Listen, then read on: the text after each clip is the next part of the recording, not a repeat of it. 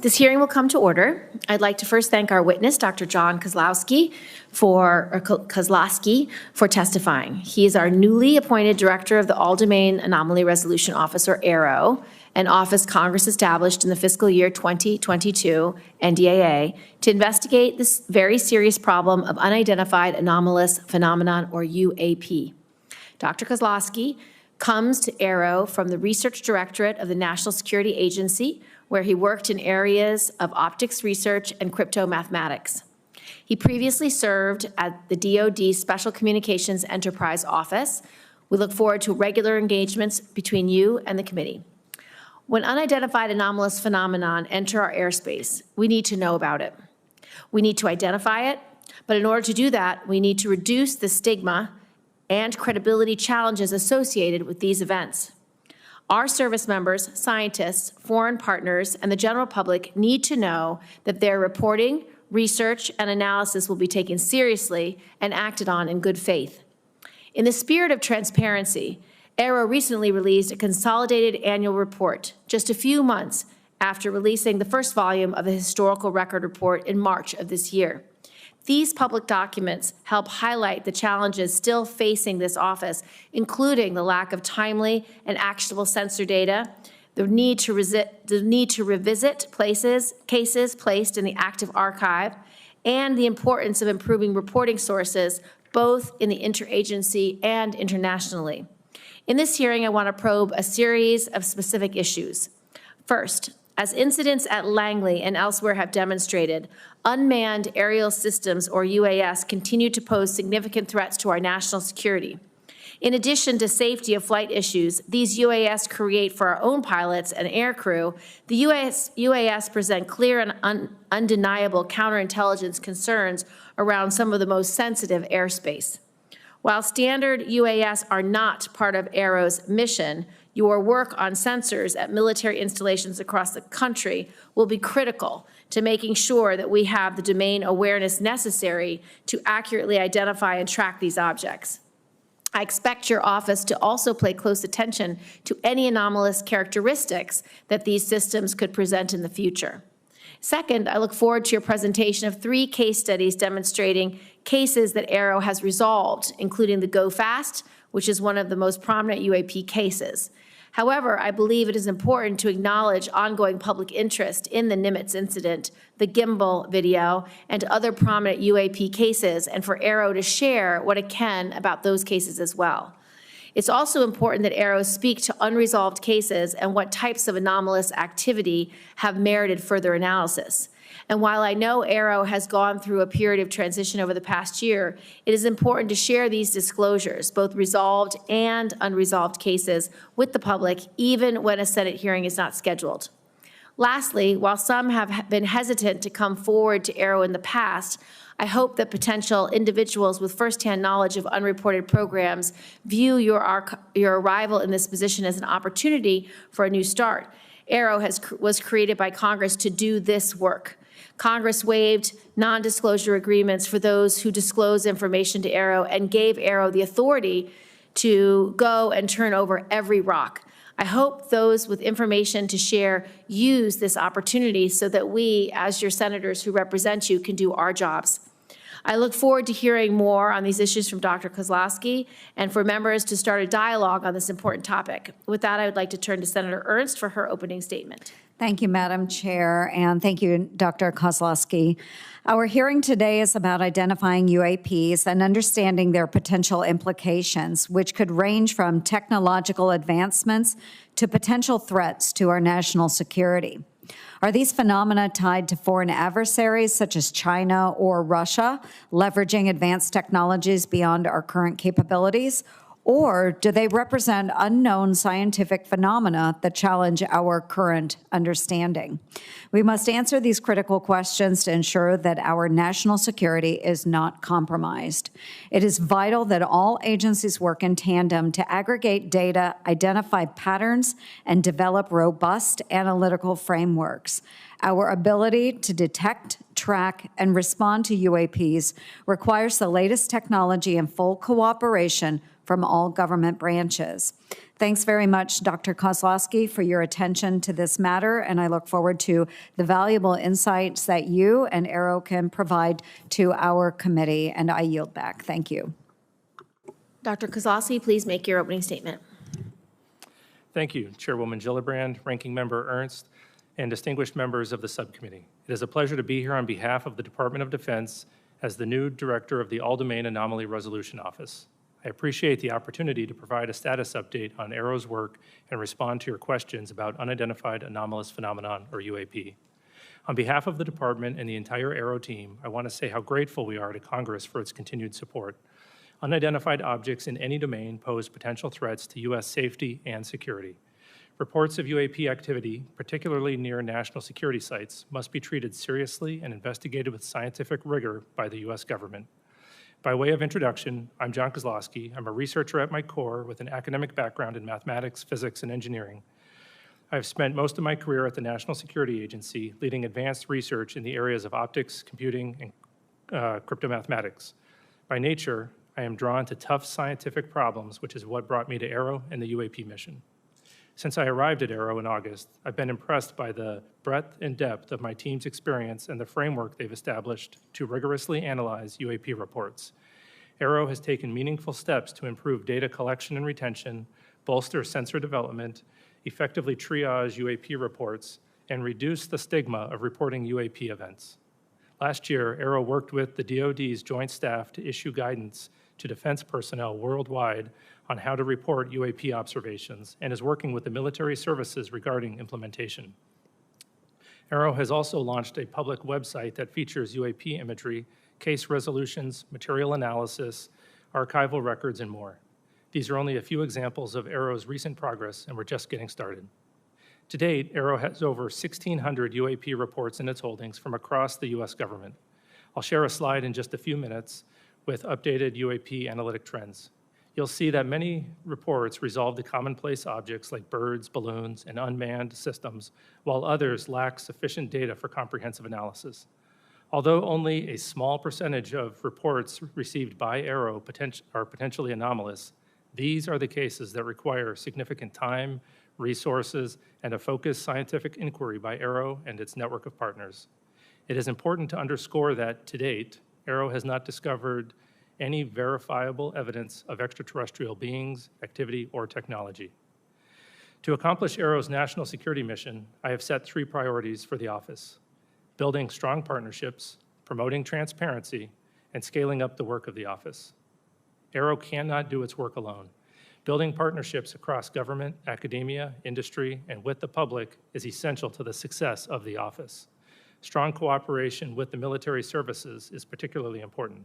We rely on their support to implement our reporting guidance and to amplify the message that there should be zero stigma associated with UAP reporting.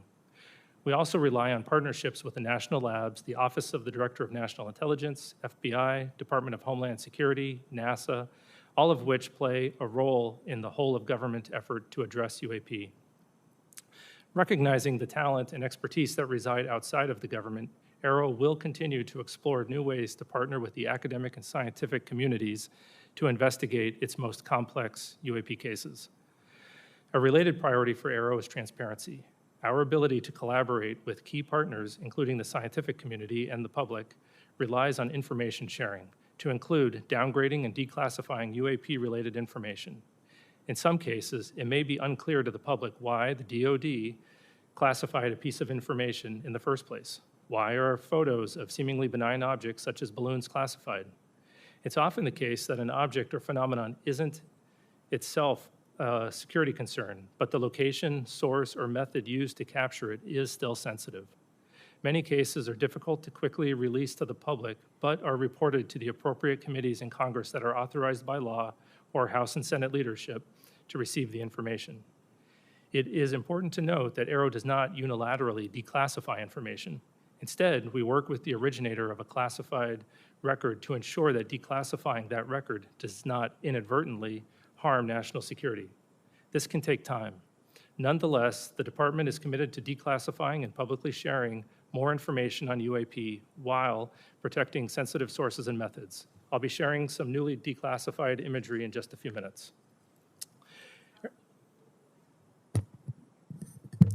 Arrow is also working closely with the National Archives and Records Administration to make UAP-related documents publicly available in a digitized collection. Meanwhile, Arrow continues to review the U.S. historical record relating to UAP. We welcome any former or current government, civilian, contractor, or military service member with relevant information to reach out to us at www.arrow.mil. My final priority is scaling up Arrow's work to match its mission. Arrow needs to bolster the quantity, quality, and diversity of data that it acquires and examines. This means tapping into existing data sources within the interagency while deploying Arrow's own organic sensor capabilities. To the extent that UAP results from the domain awareness gaps, more and better data will help us fill those gaps and help us understand what is being encountered. In closing, Arrow is committed to the highest standards of scientific integrity.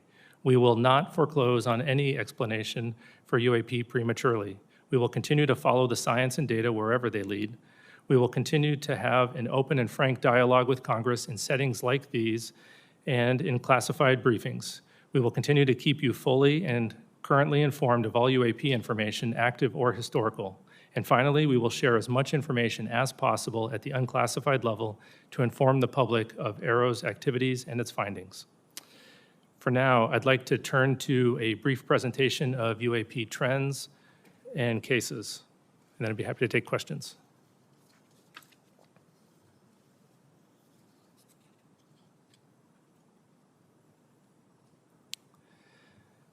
Okay, this chart represents the UAP reporting since 1996, and as has previously been discussed by Arrow, that sensor placement seems to have caused a bias in our data, both geographic and at altitude.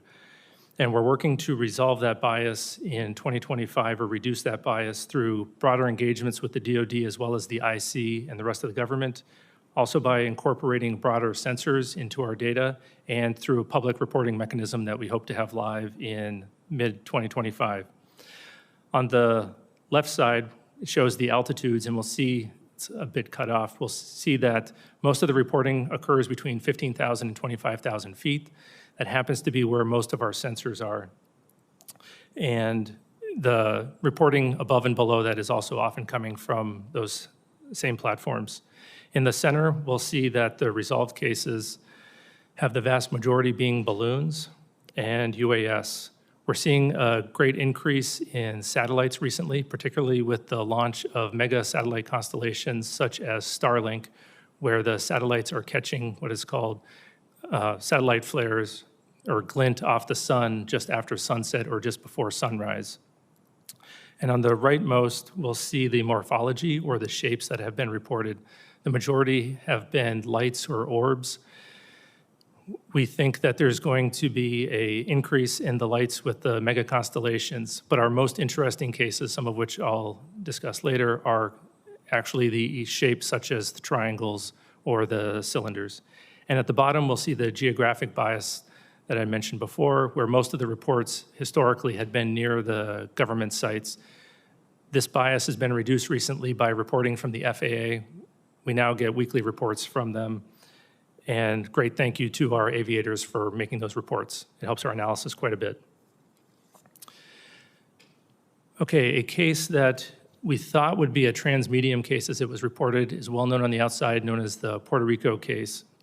It was data collected in 2013 when a Customs and Border Patrol aircraft observed an object flying near an airport in Puerto Rico.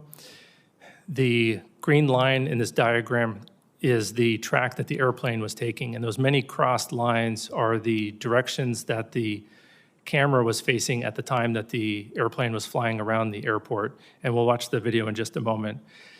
The orange arrow in the center is where we assess that the UAP was actually flying, and transmedium means that it goes from one domain into another. In this case, it looks like it goes from the air into the water and then back into the air. We assess that it was actually flying over the airport the entire time. And this video was taken with infrared, and what appears to be the transmedium part where it goes into the water is actually where the temperature of the water is equal to the temperature of the object, and the camera can no longer distinguish between the two. It's not that the object actually goes into the water. And so we assessed that the object, likely a pair of balloons or sky lanterns, was floating at about 7 knots over the airport and descending to about 200 meters. And this video will be released, and our report will be released later this year. The Go Fast was captured the public attention and congressional attention when it was made public in 2017. Looks like an object flying very fast over the water, very close to the water. Through a very careful geospatial intelligence analysis using trigonometry, we assess with high confidence that the object is not actually close to the water, but is rather closer to 13,000 feet. Diagram here shows as the platform is flying and capturing the object, if it is closer to the platform at a higher altitude, a trick of the eye called parallax makes it look like the object is moving much faster. And so we've written a detailed paper on parallax, released that on our website so that the public can literally check our math on this analysis. An interesting case, which I don't believe the public is familiar with, is captured in 2018 from a UAV flying in the Mediterranean, watching Mount Etna as it was erupting. And it appears that that object is flying through the plume of superheated gas and ash. This was a rather difficult case to resolve. We had to pull in support from a number of IC and S&T partners and even reach out to a volcanologist. And through very detailed 3D modeling and pixel-by-pixel analysis of the object as it's traversing across the clouds, they assessed that the object was actually 170 meters away from the plume and not flying through it. And to be clear, Aero does not believe every object is a bird, a balloon, or a UAV. We do have some very anomalous objects. It's just the nature of resolution. We can only resolve things that we understand. So we're now working on additional products where we can inform the public, Congress, and others of the objects as we're studying them, rather than once we've resolved them. With that, I'll take your questions. Thank you, Dr. Kozlowski. I appreciate your testimony. It's been widely reported that individuals claiming firsthand knowledge of unreported UAP programs have been reluctant to engage with Aero. What message do you have for those individuals, and how will you work to gain their trust? I would let them know that Congress has gone out of its way to create the organization Aero specifically to conduct these sorts of investigations, and has uniquely empowered them to have access to all UAP-related information, whether that's historic or current. Mm-hmm. And we take that responsibility and those authorities very seriously. And so we have been reaching out to a broader community, encouraging folks who had talked to Aero personnel in the past and maybe felt uncomfortable to come back to us. We've met with several of their interlocutors and a couple of firsthand witnesses, and we are making great progress, and those firsthand witnesses that we have talked to do feel comfortable coming back to us. Mm-hmm. And so we hope that more folks that do have information would go to www.aero.mil, fill out the form, send it to us so we can bring them in for interviews and add their information to our investigations. Thank you. I recently just read your report from March, your historic report, and I would encourage anyone who's interested in this topic to read the report, because when I was asked by a reporter about it, they said, well, it doesn't show any evidence of secret programs that have aliens. That's not how I read the report. What I read the report is the U.S. government took sightings extremely seriously over the last 75 years, put some of the greatest minds ever to analyze these cases because they assess them as some deeply unknown phenomena that may or may not cause threats, that may or may not be related to adversaries, but are certainly something that the U.S. government needed to know about. And what I read from this report is that we resolved numbers of cases, but in almost every instance, whether it was in the 40s, the 50s, the 60s, the 70s, the 80s, the 90s, the noughts, half the cases were unresolved. So I don't think this is an example of the government not taking these cases seriously. I think this is an example of our government spending 75 years taking these cases very seriously. And interestingly, for the group that put together this report, they didn't have access to any firsthand reporting. And so from my perspective, for whistleblowers and people who want to come in, please come in, because the purpose of Aero is so that the senators can do our job to provide oversight, accountability, and transparency. We find it very concerning that our pilots, that our Navy officers, that people who have sightings of UAPs are denigrated, are somehow dismissed or disregarded. They need to be protected. This is a huge issue for national security because, number one, we don't have domain awareness, which is very problematic. Number two, we don't have domain superiority if we don't understand how different UAPs are flying, what technology they're using, what their mission is, what their purpose is.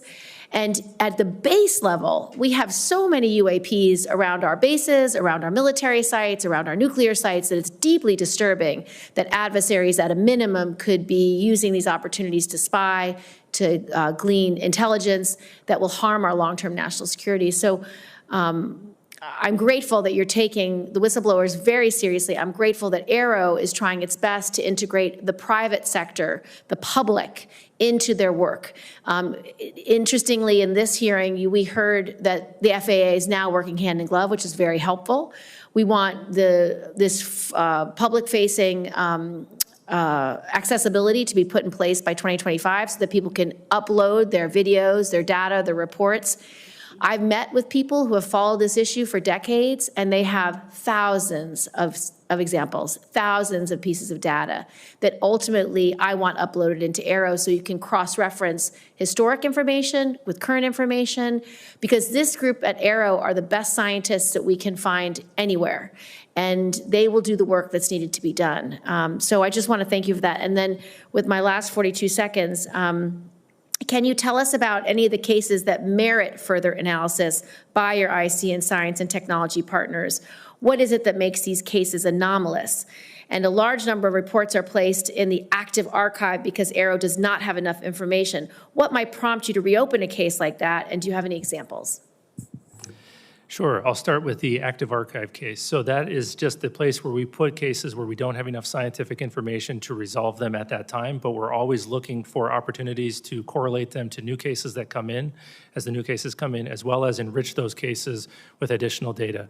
We do have one example that I'm aware of where we were able to correlate a number of observations of interesting lights in the sky, and eventually we concluded that it was multiple people observing Starlink flares, just as an example. 3 cases that merit analysis that we're working on right now. One we might be in the process of resolving, but nonetheless is still interesting. The first one was brought to us by a law enforcement officer out west, where he observed a large orange orb floating several hundred feet above the ground a couple miles away. He went to investigate what was going on with that orb. And as he was pulling up to the location where he thought would be below the orb, about 40 to 60 meters away from some object the area was well lit, he saw a blacker than black object. He said it was about the size of a Prius, 4 to 6 feet wide. And as he got 40 to 60 meters away from the object, it tilted up about 45 degrees, and then it shot up vertically. He says 10 to 100 times faster than any drone he's ever seen before. And it did that without making a sound, as far as he could tell from inside of his vehicle. And just as it left his field of view through his windshield, then it emitted very bright red and blue lights that illuminated the inside of his vehicle as brightly as if someone had set off fireworks just outside his vehicle or street flares. So that's anomalous because of the size of the vehicle with the great acceleration, and when he came back to investigate that area, he found no disturbance of the ground beneath it. So that's one interesting one. Another one comes to us from Southeast US. There was a U.S. facility where 2 cars of government contractors were leaving the facility around 9 o'clock in the morning. They looked up in the sky and saw a large metallic cylinder about the size of a commercial airplane, and it was stationary. They observed that there was a very bright white light behind or around the object. They saw it stationary for 15 to 20 seconds, and then it disappeared. Obviously, an object that large, stationary, unless it's a blimp, is unusual, but then disappearing, we can't explain how that would happen. And then the last case was interesting. We had a aircraft that was flying parallel to another aircraft, and it was capturing imagery of it, and a small-looking object appeared to fly between the 2 of them much faster than them. Through very careful analysis, we think that the object might have actually been further away than the object that it was videotaping, but it requires very careful analysis to come to those conclusions, and we don't have the metadata to support that yet. Senator Ernst. Yes, thank you, Madam Chair. And Dr. Kozlowski, you mentioned that you do work with the intelligence community. You're working with the FAA. Has Aero involved academia? Have you gone to universities? Do you have outside organizations that you are working with? And if so, can you walk us through some of that collaboration? Sure. Right now, most of our collaborations that are veering towards academia are with university-affiliated research centers associated with universities or with FFRDCs. Our partnership with universities, I would say, is lacking right now. We have some one-off associations with university professors. However, that's our fault, and it's largely because of the need to declassify data. We need to give the professors something to work on before we can really engage them. So we're working significantly on a declassification effort. We've hired a number of declassification experts, and we're going to be trying to get cases like the ones that I just discussed here declassified so that we can engage with the universities on a regular basis and provide them the data. Talking to a scientist without data is going to be rather disappointing. So hopefully in 2025, we'll be increasing those efforts. Right. Well, I appreciate that. I think there's a huge pool of talent out there that you should tap into. Given the public's growing concern and interest in UAPs, how do you balance the need for the transparency that our public is demanding with the potential risks of revealing classified defense information? Yeah, that's always a concern that's on the front of our minds. We want to make sure that we're deconflicting both on potential U.S. programs and what the IC might be tracking for adversarial programs as we're aggregating that information and preparing to share it. However, oftentimes we can remove the discussion of the unidentified and anomalous activity from the sensitive information that our partners are concerned with. And that's usually going to be the platforms that the information was collected with if it is truly anomalous. And so we have our partners working alongside in the declassification of that data. Very good. And then without having to explain the UAP, what do we need to begin really doing about them? What precautions can we take? What should we be doing about them?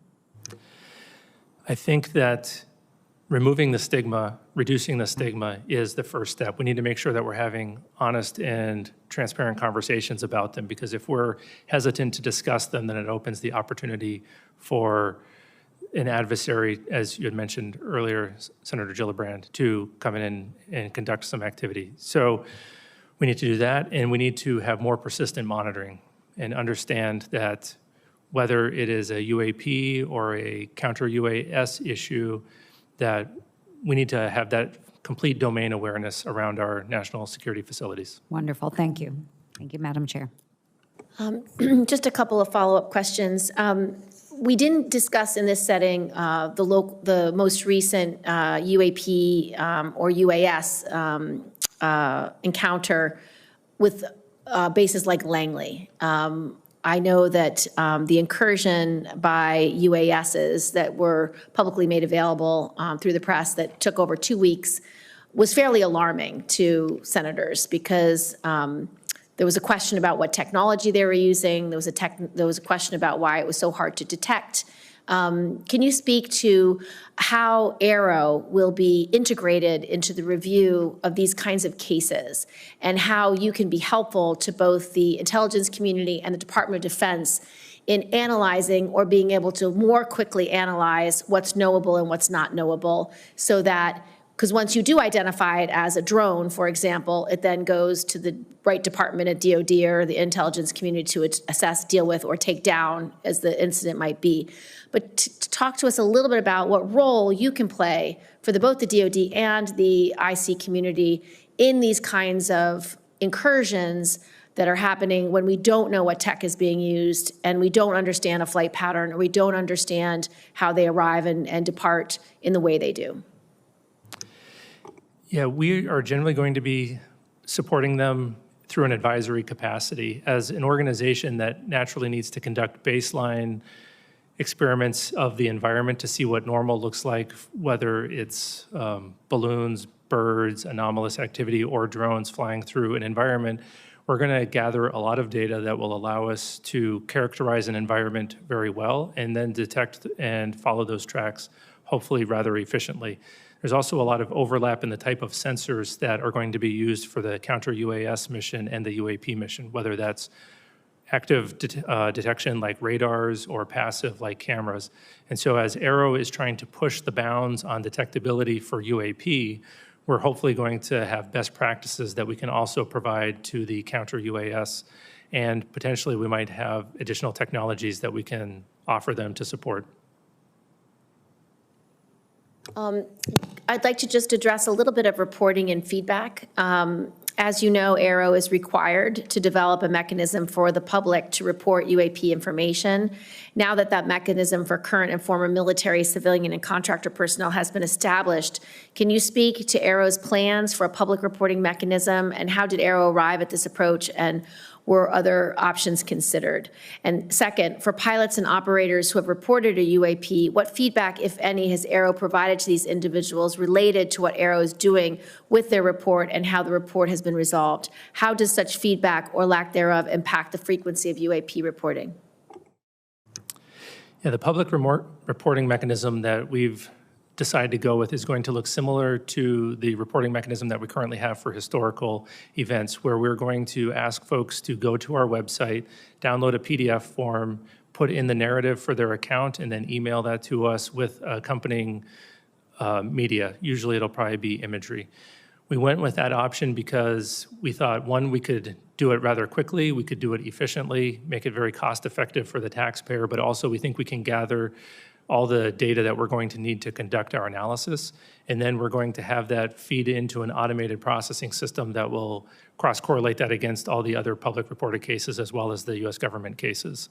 We did consider a number of other reporting mechanisms as to include automated online forms as well as cell phone apps, and we ultimately decided that this would be the safest, cheapest, and easiest to maintain in the future while protecting the private information of the individuals who are reporting. Regarding the feedback from the resolved reports, right now we don't have a good feedback mechanism. It's fairly informal. We're working on building a case management system that Aero will use at all classification levels, and hopefully in that we'll be able to provide feedback as the case is going through the resolution process. We have multiple phases. Then the folks who report that, whether it's a pilot at the classified level or someone potentially reporting through another mechanism, they'll get that automated feedback. And then it is not determined at this point yet how much information we'll be able to include in that feedback where it is in the process. It'll depend on the classification of the resolution of the case. My final question is there anything that you need to tell the Senate that you need from us, whether it's funding, whether it's support, whether it's legislation? Is there any requests that Aero has of us or anything else you need to brief us on for us to be able to do our jobs to protect our service members as well as integrate public interest and public data and information into the future analysis efforts of Aero? So first of all, I want to say thank you again. I think that the authorities that we have are remarkable, and I think that we are well-resourced as an office. The only ask that I would have is that you continue to champion us, particularly with witnesses, encourage them to come forward and report to us so that we can have a more fulsome investigation of the potential historic or ongoing legacy programs. Thank you so much. Hearing adjourned.